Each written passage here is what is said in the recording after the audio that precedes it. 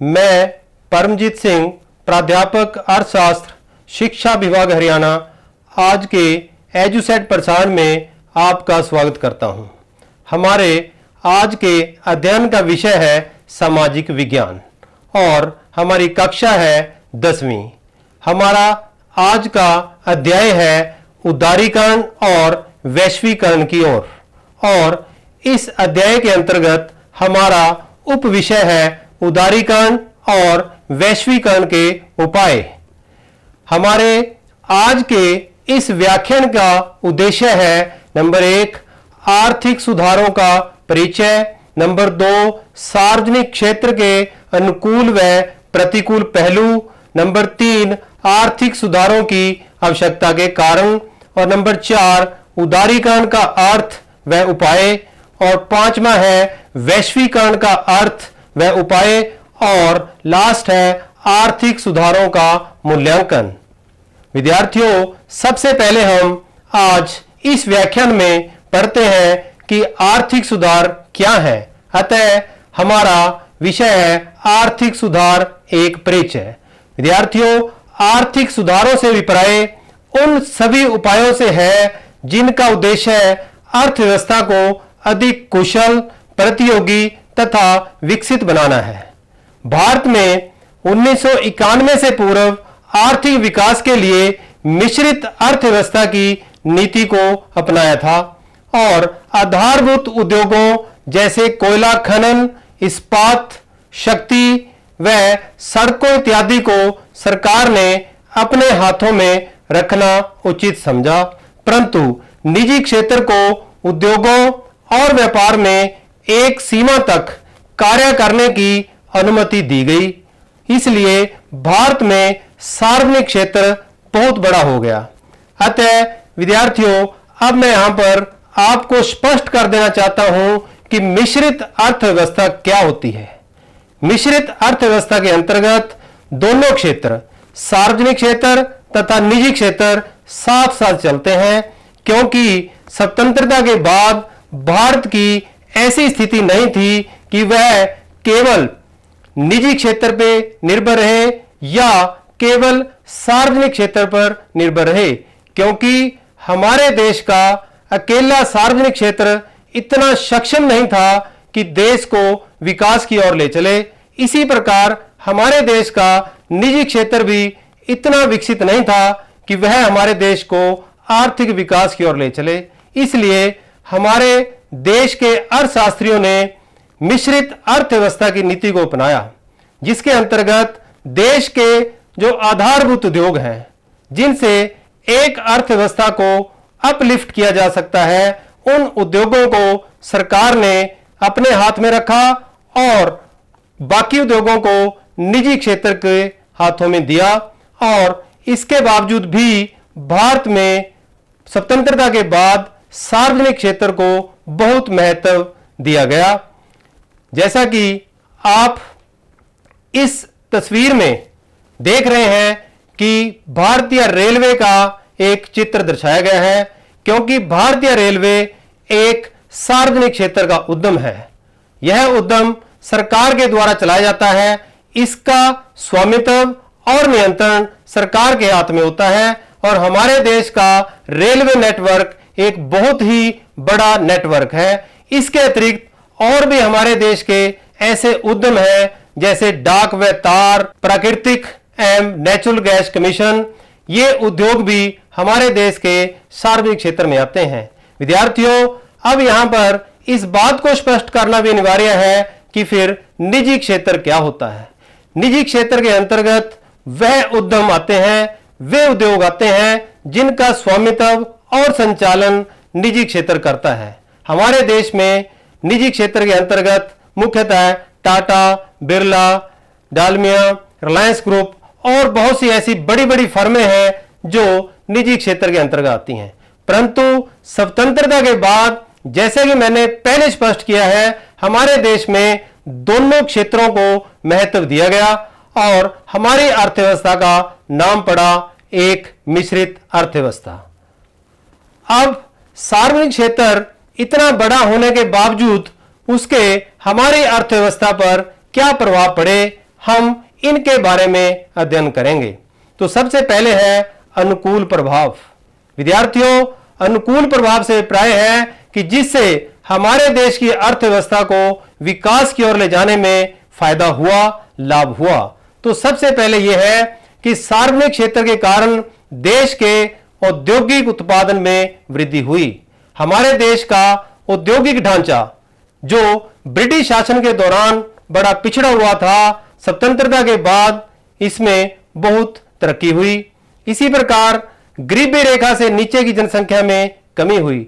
हमारे देश का एक बहुत बड़ा भाग, हमारे देश की जनसंख्या का एक बहुत बड़ा भाग गरीबी रेखा से नीचे रहता था और स्वतंत्रता के बाद गरीबी रेखा से नीचे जीवन यापन करने वालों की संख्या में कमी हुई। इसी प्रकार अनाज के क्षेत्र में देश आत्मनिर्भर हुआ और निर्यात क्षेत्र का विकास भी हुआ।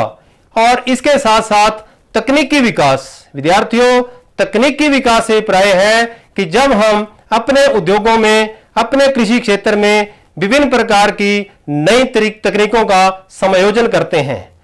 तो स्वतंत्रता के बाद सार्वजनिक क्षेत्र के माध्यम से ही देश में नई नई तकनीकों, नई नई मशीनों को इंट्रोड्यूस किया। अब जैसा कि हमने बताया है कि औद्योगिक उत्पादन में वृद्धि हुई और अनाज के क्षेत्र में आत्मनिर्भर हुआ।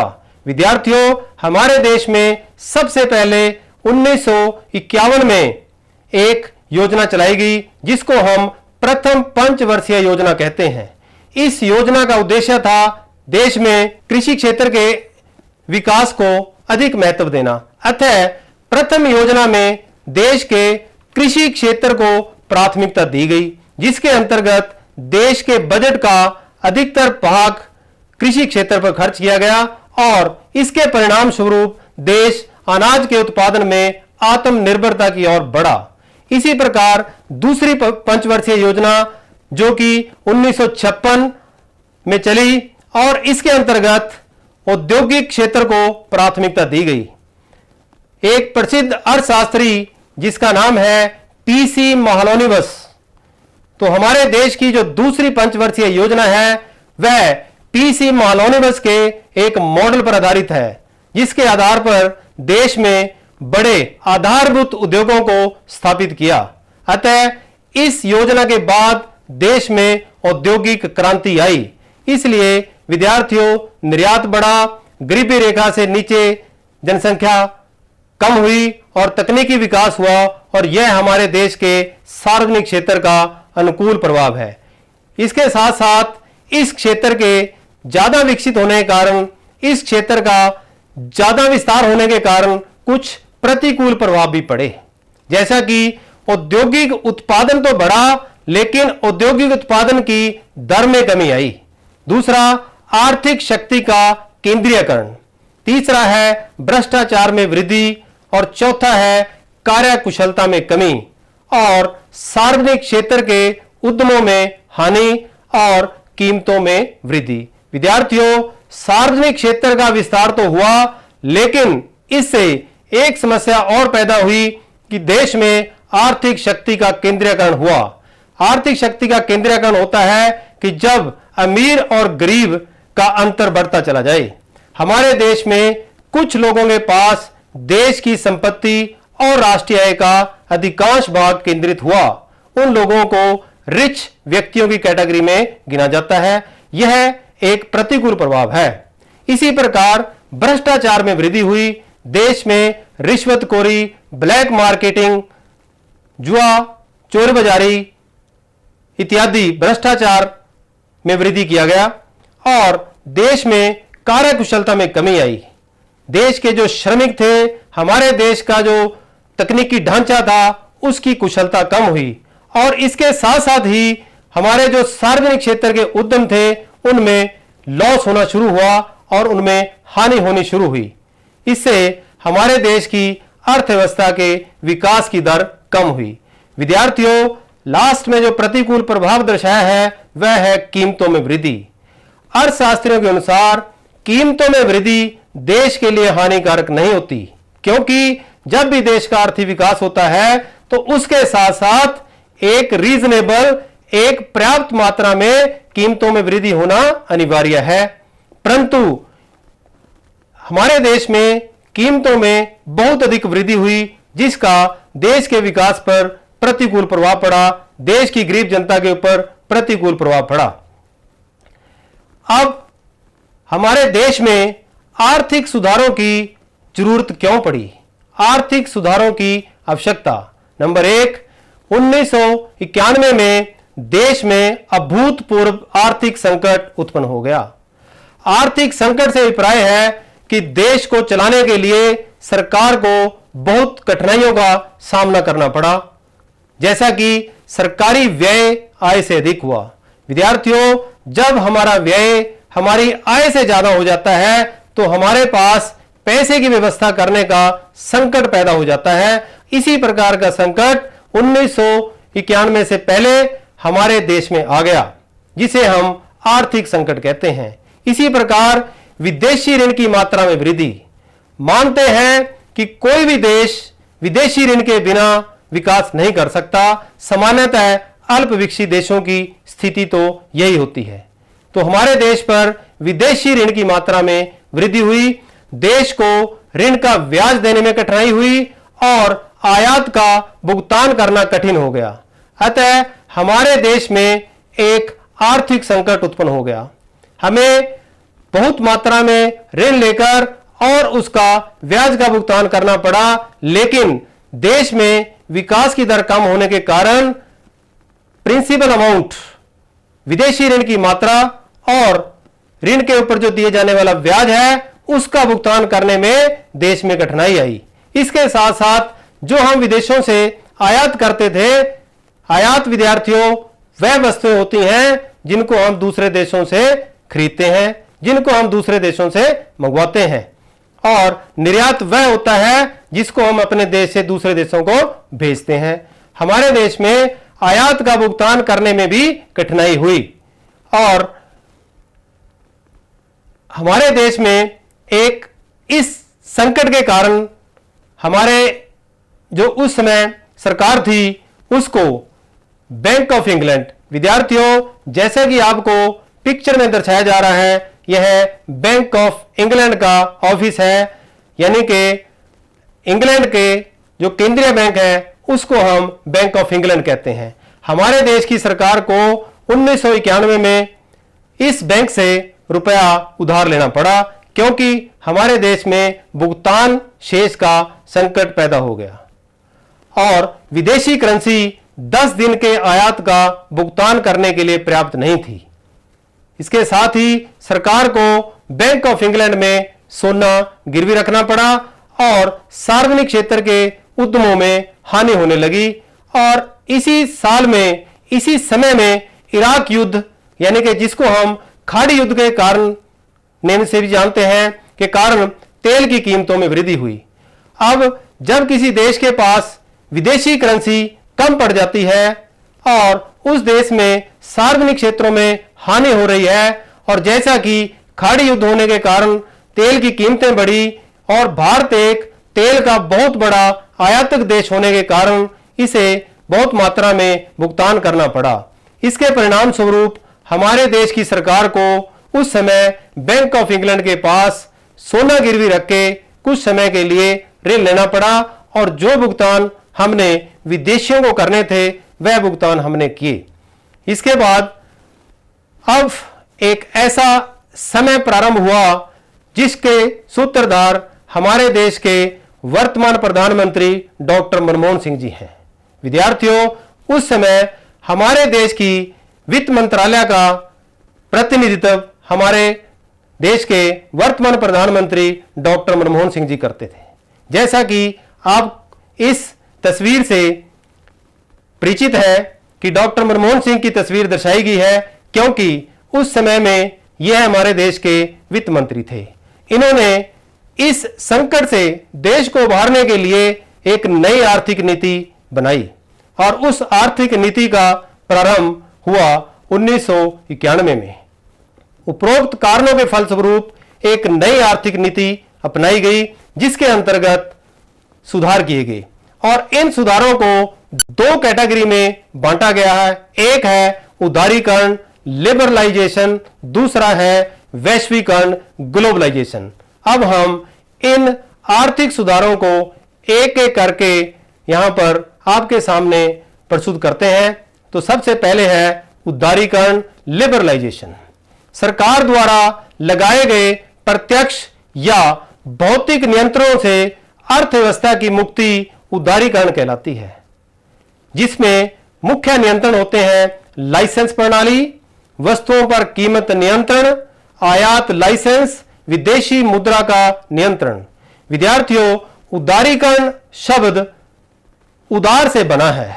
उदार होता है जब हमारे नियम या हम बहुत ही आसान होते हैं, हम किसी को कष्ट नहीं देते, हम एक उदारवादी होते हैं। तो यहां पर उदारीकरण शब्द उसी रूप में लिया गया है कि जब सरकार देश में विभिन्न प्रकार के लगाए गए नियंत्रणों को मुक्त कर देती है, उनको हटा लेती है, तो उसे हम उदारीकरण कहते हैं। तो इस समय में सरकार ने लाइसेंस प्रणाली में थोड़ा उदारीकरण दर्शाया, कीमतों पर नियंत्रण हटाया, आयात लाइसेंस को थोड़ा लिबरल किया, उदार बनाया, थोड़ा आसान बनाया, और विदेशी मुद्रा नियंत्रण पर से नियंत्रण हटाया। और इसके बाद हमारे पास उदारीकरण सामान्यतः दो कैटेगरी में होता है। एक निजी क्षेत्र के लिए, दूसरा नियमों और प्रतिबंधों में छूट के लिए।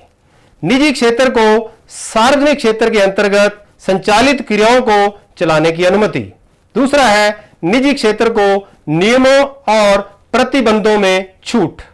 अब विद्यार्थियों, वह उद्यम, वह क्रियाएं, वह उद्योग जिनका संचालन पहले हमारे देश का सार्वजनिक क्षेत्र करता था, उसको अब निजी क्षेत्र के लिए चालू कर दिया गया। उसमें निवेश करने के लिए निजी क्षेत्र को परमिशन दे दी गई। इसके साथ ही निजी क्षेत्र को सरकार के द्वारा पूर्व नियमों और प्रतिबंधों में छूट दे दी गई।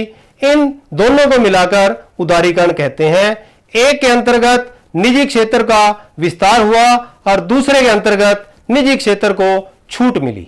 अब हमारे पास उदारीकरण के उपाय हैं। सरकार ने कौन से उपाय अपनाए जिससे देश आर्थिक विकास की ओर अग्रसर हुआ। अब हम इन उदारीकरण के उपायों की चर्चा करते हैं। तो सबसे पहला उपाय है लाइसेंस तथा पंजीकरण की समाप्ति।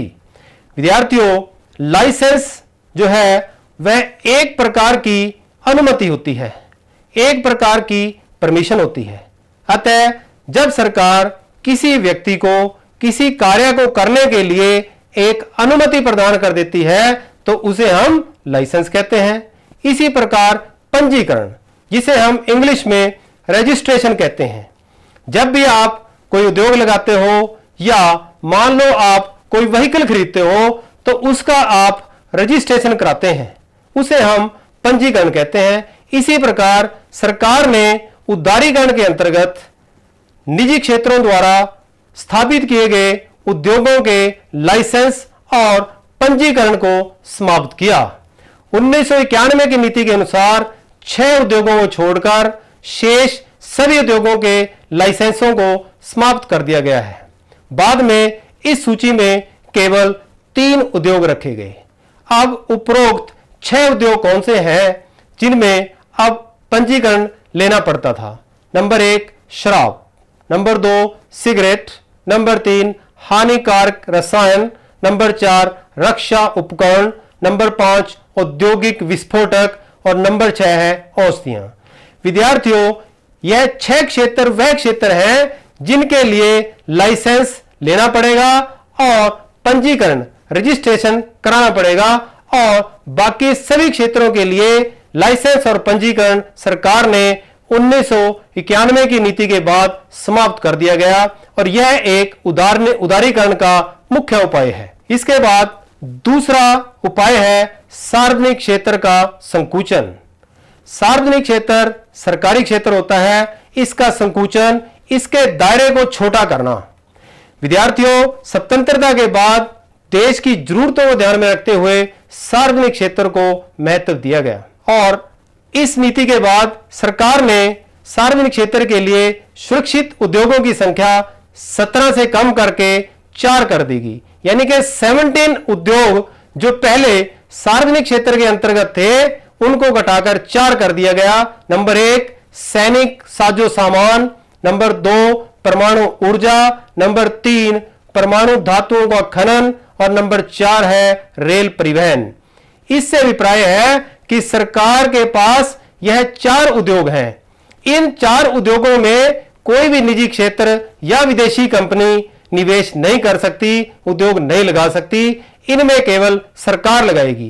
पहले इस प्रकार के उद्योग 17 होते थे, 17 होते थे, जिनकी संख्या सरकार ने घटाकर 4 कर दी और सार्वजनिक क्षेत्र का संकुचन हो गया। अतः निजी क्षेत्रों के लिए और दायरा जो है वो बढ़ा दिया गया। अब विद्यार्थियों, इंडियन रेलवे आपको दर्शाई गई है इस तस्वीर में। यह एक सार्वजनिक क्षेत्र का उद्यम है जिसको सरकार चलाती है, इसका संचालन सरकार करती है। यह हमारी पूर्व 4 उद्योगों की लिस्ट में से है और इसी प्रकार यह दर्शाया गया है न्यूक्लियर पावर संयंत्र, यानी कि जो यूरेनियम और थोरियम से चलाए जाने वाला संयंत्र है या इससे संबंधित जो भी खनिज पदार्थ मिलते हैं उनके ऊपर भी सरकार का नियंत्रण है। इसी प्रकार से सैनिक साजो सामान, सेना के लिए जो तोप गोला बारूद है उसकी परमिशन भी किसी निजी क्षेत्र को नहीं दी गई, वह भी सरकार के अंतर्गत आता है। अब हम थर्ड पॉइंट लेते हैं। थर्ड उपाय हमारा है निजी क्षेत्र लोहा व इस्पात, बिजली, वायु परिवहन, जहाज निर्माण, भारी मशीनें तथा रक्षा संबंधी उद्योगों में प्रवेश कर सकता है। अतः अब इस नीति के अंतर्गत निजी क्षेत्र को इन क्षेत्रों में निवेश करने की, उद्योग लगाने की, उत्पादन करने की अनुमति भी दी गई। इसके बाद चौथा पॉइंट है कच्चे माल के आयात की अनुमति। सरकार ने कच्चे माल के आयात करने की अनुमति भी दे दी गई है। और पांचवा है मूल्य निर्धारण, कीमत तय करना तथा वितरण नियंत्रण पर प्रतिबंध समाप्त। तो सरकार ने इन उपायों के माध्यम से भी उदारीकरण की नीति को और विकसित किया, जिससे हमारे देश के निजी उद्यमियों को और सुविधाएं मिली। इसके बाद छठा पॉइंट है एकाधिकारी कानून से छूट। 1991 के बाद 100 करोड़ से अधिक निवेश करने वाली कंपनी को इस कानून से छूट दी गई।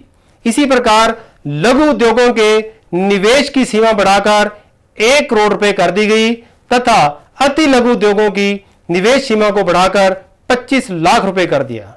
विद्यार्थियों, पहले सरकार ने एक कानून बनाया हुआ था जिसको हम MRTP act, monopoly and restrictive trade practices act भी कहते हैं और एकाधिकारी कानून भी कहते हैं। तो इस कानून के अंतर्गत कोई भी निजी उद्यमी 100 करोड़ रुपए से अधिक निवेश नहीं कर सकता, अर्थात उसकी कंपनी में 100 करोड़ रुपए से ज्यादा पैसा नहीं लगाया जाना चाहिए। अगर ऐसा होगा तो सरकार उसके विरुद्ध किस एक्ट के तहत कार्रवाई करेगी। लेकिन इस नीति के अंतर्गत इस कानून में छूट दे दी गई कि अगर कोई उद्यमी 100 करोड़ रुपए से ज्यादा निवेश करना चाहता है तो वह निवेश करे। इसी प्रकार जो छोटे उद्योग हैं उनकी सीमा को भी 1 करोड़ रुपए तक बढ़ा दिया गया और उससे छोटे उद्योगों की सीमा भी 25 लाख रुपए कर दी गई। अतः यह भी निजी उद्यमियों के लिए एक विशेष सुविधा दी गई है। इसके बाद विदेशों से तकनीकी ज्ञान के आयात की छूट। अगर हम विदेशों से कोई नई तकनीक मंगवाना चाहते हैं, कोई इंजीनियर मंगवाना चाहते हैं तो उसकी छूट। विदेशों से मशीनों, कच्चा माल इत्यादि के आयात की छूट। और 11वां पॉइंट है विस्तार तथा उत्पादन की स्वतंत्रता।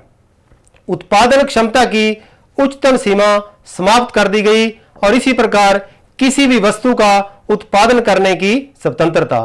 इनके अंतर्गत अगर कोई उद्यमी विदेशों से किसी वस्तु को, कच्चे माल को, किसी मशीन को या नई तकनीक को मंगवाना चाहता है तो उसको इस प्रकार की आयात करने की सरकार की तरफ से छूट दे दी गई। इसी प्रकार पहले अगर कोई उद्यमी अपने उद्योग का विस्तार करना चाहता था तो उसे उत्पादन क्षमता बढ़ाने के लिए सरकार से परमिशन लेनी पड़ती थी, और अगर वह किसी एक वस्तु का उत्पादन छोड़कर दूसरी वस्तु का उत्पादन करना चाहता है तो उसके लिए भी सरकार की पहले से परमिशन लेनी होती थी। परंतु इस नीति के अंतर्गत इस सब प्रतिबंध को सरकार ने समाप्त कर दिया गया, और यह भी उदारीकरण की तरफ एक बहुत ही अच्छा संकेत माना गया। अब हमारा दूसरा सुधार है वैश्वीकरण, ग्लोबलाइजेशन।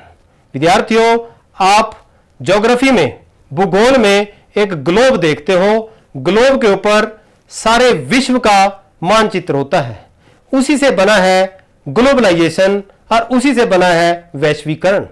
वैश्वीकरण से अभिप्राय है देश की अर्थव्यवस्था को संसार के अन्य देशों की अर्थव्यवस्थाओं से व्यापार करने की स्वतंत्रता। अगर हम अपने देश की अर्थव्यवस्था से दूसरे देश की अर्थव्यवस्थाओं को, अमेरिका, इंग्लैंड, चीन, जापान, पाकिस्तान इत्यादि से जोड़ देते हैं तो उसे वैश्वीकरण कहते हैं, ग्लोबलाइजेशन कहते हैं। अतः इसके अंतर्गत भारत किसी दूसरे देश के साथ व्यापार कर सकता है, वहां पर उद्योग लगा सकता है, और दूसरे देश हमारे देश में इस प्रकार की क्रियाएं कर सकते हैं। तो वैश्वीकरण के अंतर्गत उपाय इस प्रकार से हैं। सबसे पहले है भारत के उद्यमियों द्वारा विदेशों में वस्तुओं की बिक्री की छूट देना, अर्थात हमारे देश का कोई उद्यमी अगर विदेशों में कोई वस्तु बेचना चाहता है तो उसकी परमिशन दी गई है। इसी प्रकार विदेशी उत्पादक अगर भारत में अपना माल व सेवाएं बेचना चाहते हैं उसकी छूट देना, यह भी वैश्वीकरण कहलाता है। इसके बाद आपको स्लाइड पर एक चित्र दर्शाया गया है। यह चित्र है समुद्र में एक शिप दर्शाया गया है। इस शिप का क्या कार्य होता है आप सभी जानते हैं। सिर्फ यहां पर आपको इस बात से अवगत कराना है कि शिप में माल लोड करके कहां जाता है। यह माल एक देश से दूसरे देश में जाता है, जो कि विश्वीकरण कहलाता है, वैश्वीकरण कहलाता है। अतः एक शिप हमारे देश से दूसरे देश में, दूसरे देश से हमारे देश में अगर आता है तो उसे हम वैश्वीकरण कहते हैं। इसके बाद विदेशियों को भारत में उद्योग लगाने की छूट देना। हमारी सरकार ने इस नीति के अंतर्गत विदेशियों को उद्योग लगाने में छूट दी गई है।